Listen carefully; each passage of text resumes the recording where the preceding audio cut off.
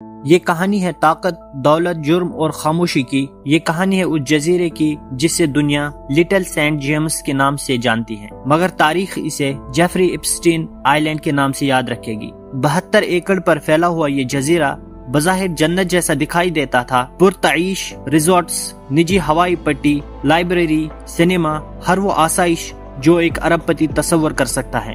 یہاں دنیا کے طاقتور ترین لوگ آتے جاتے تھے، سیاستدان، بزنس ٹائکونز، رائل فیملی کے افراد، مگر اس چمکتی دنیا کے پیچھے ایک گہرا اندھیرا چھپا ہوا تھا۔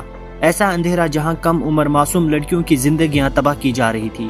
رپورٹس کے مطابق اس جزیرے پر انڈر گراؤنڈ ٹنلز موجود تھیں، جن کا اصل مقصد آج تک مکمل طور پر واضح نہیں ہو سکا۔ کچھ کا کہنا ہے کہ یہ سرنگیں آئی لینڈ سٹاف کی نقل و حرکت کے لیے تھی تاکہ مہمانوں کی نظروں سے اوجھل رہا جا سکے، جبکہ کچھ کے مطابق یہ ایلیٹ گیسٹس کے لیے خفیہ اسکیپ روٹس تھے۔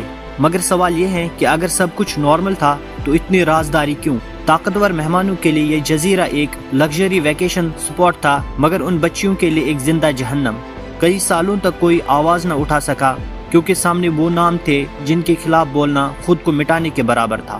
لیکن مارچ 2005 میں ایک کم عمر لڑکی کورٹنی وائلڈ نے وہ ہمت دکھائی جس نے دنیا کی تاریخ بدل دی۔ اس نے فلوریڈا کے پام بیچ پولیس اسٹیشن جا کر جیفری ایپسٹین کے خلاف شکایت درج کروائی۔ یہی وہ لمحہ تھا جب اس طاقتور قلعے میں پہلی ریڈ پڑی۔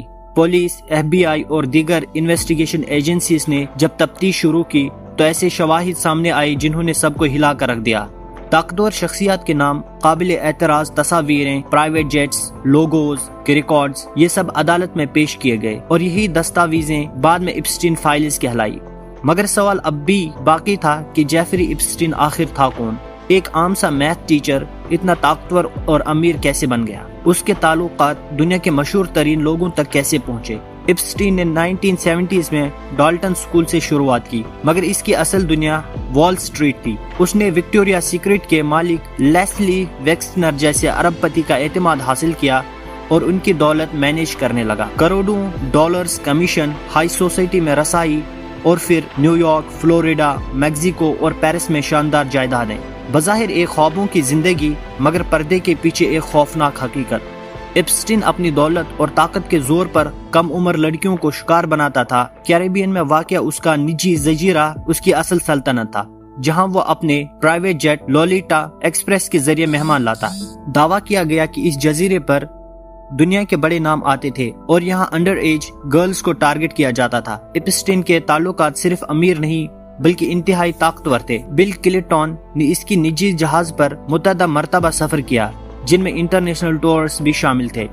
ڈونلڈ ٹرمپ 90 کی دہائی میں ایپسٹین کے پڑوسی اور دوست رہے، اگرچہ بعد میں دونوں کے درمیان تعلقات خراب ہو گئے۔ ٹرمپ کا دعویٰ تھا کہ وہ کبھی ایپسٹین آئی لینڈ نہیں گئے، مگر سب سے بڑا دھچکا برٹش رائل فیملی کو لگا جب پرنس اینڈریو پر 17 سالہ ورجینیا کے ساتھ زیادتی کا الزام سامنے آیا۔ وہ مشہور تصویر جس میں پرنس اینڈریو اور ورجینیا ایک ساتھ نظر آتے ہیں۔